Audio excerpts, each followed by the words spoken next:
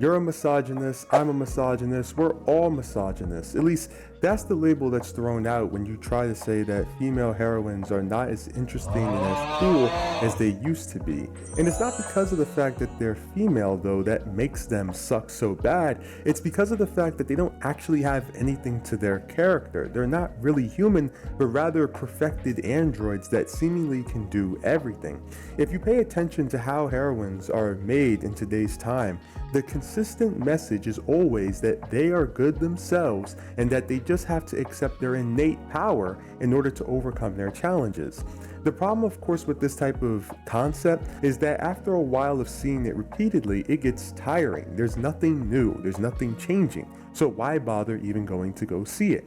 This is the main issue with stuff like Captain Marvel, She-Hulk, Rey Skywalker, and Mulan from Disney's Mulan, the new remake. And it's really sad too because it seems like a lot of writers these days are scared to death to write a female character that isn't an absolute powerhouse that takes down 800 men by themselves. And I think the reason why they're so scared to write a female character that's more vulnerable and on the weaker side is because they think in their minds that it's power that equals interest, that a character can only be liked if they are completely dominating over other people around them. And this simply isn't true. We know this from other examples, most notably Batman Begins and Spider-Man 1. In both cases, we don't start off with a character that's innately better than everybody else, but rather we start off with normal individuals that over time learn to take power and use it for the greater good. It is far more important in a narrative sense to understand who a character is. But it's not who you are underneath.